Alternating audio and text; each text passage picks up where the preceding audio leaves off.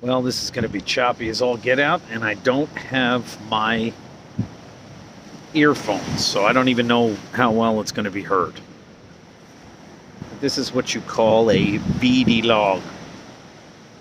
And I am sitting here on a rock in New Jersey. There's a boat about to go by.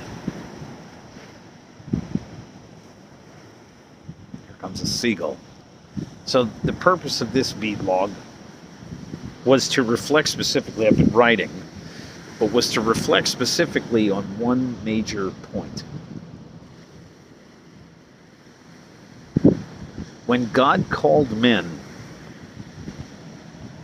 to be priests and took them at age 13 and age 14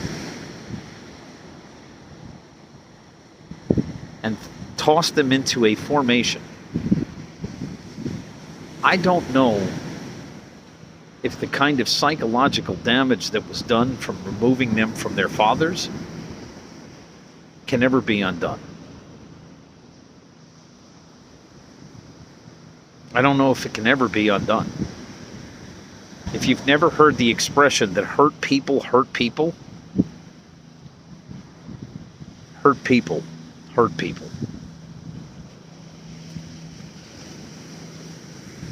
When you are trying to be formed, which is a goal that all of us should have. Your conscience needs to be formed. It should be done primarily by your parents, I think. They say your number one formator is yourself. But you come in this world not even knowing how to shit properly, eat, you can't even take care of yourself. You're entirely a dependent. And where we've come now is we've got dependents up into late 20s. I mean, when Obama was president and he pushed to get health insurance extended to 26 years old, I think part of the reason why it was such a good idea was how dependent most 25-year-olds are. I'm 43 years old. I'm going to be 43 very soon. And I think about my dependencies financially because of some of the things that I'm not allowed to do. But when a damaged individual says, hey man, you're free to choose. You're free to choose whatever. You don't have to do any of this. I guess some of that is true. But there's at least a case philosophically to be made. How free are we really to choose? Part of a vocational call is nothing more than accepting that you were created first. You were called first.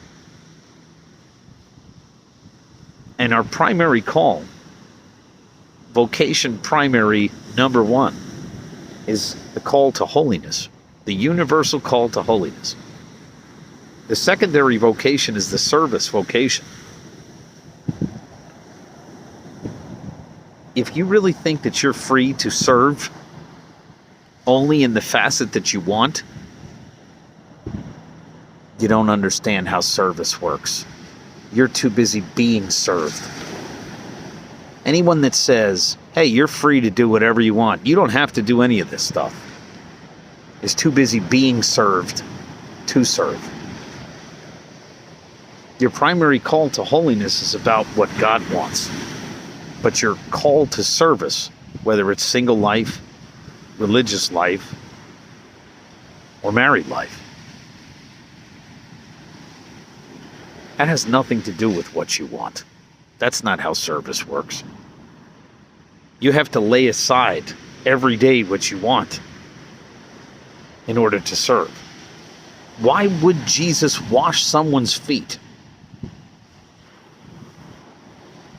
Why does a Catholic wedding involve making promises? What does I do mean? If you make religious vows, What do they mean? Are you free? We do all of this in love. And love is service, sacrifice. Has nothing to do with what you want. Nothing. So I used to say lovingly that the longer I discerned a vocation, the more I realized God won't leave you alone. I guess I would add to that, thank God. Thank God he won't leave you alone. But also there is more to add in this process. Say you're sorry when you do something wrong. If you hurt people, I don't care what your position is, you have formed very poorly an individual if you don't feel like you should say you're sorry to them. If you don't think you hurt somebody and you just mock them, all you're really showing is your own immaturity. And I think what's more important is if you're training people to serve, how are you training people to serve? These are the words that keep going over certain people's heads. You can't do whatever you want.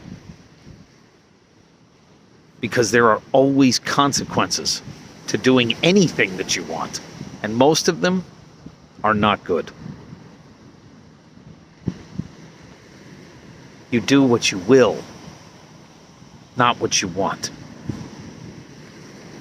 If you're supposed to be helping people by serving people, you do what you will, not what you want. Most of us want stupid things. Most kids want stupid things.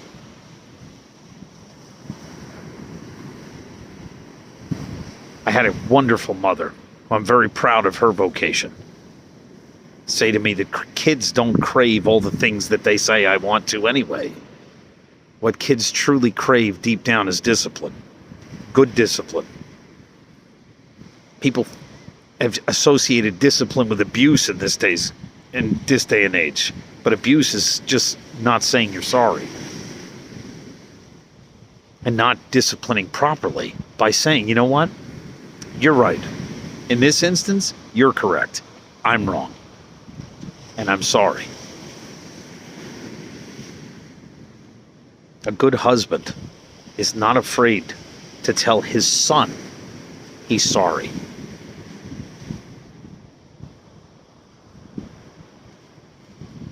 And when you've removed a 13-year-old from their father to the pivotal time when their hormones would start to explain to them why dad is with mom,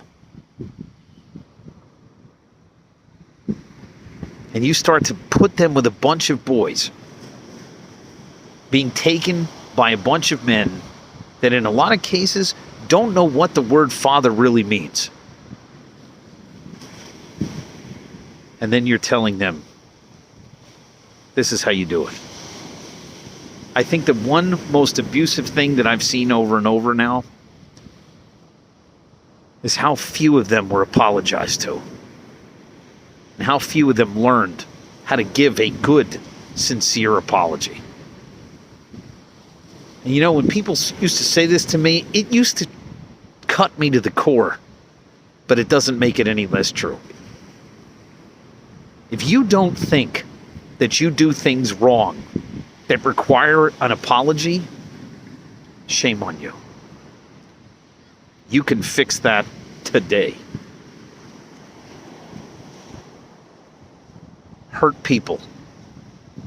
Hurt people.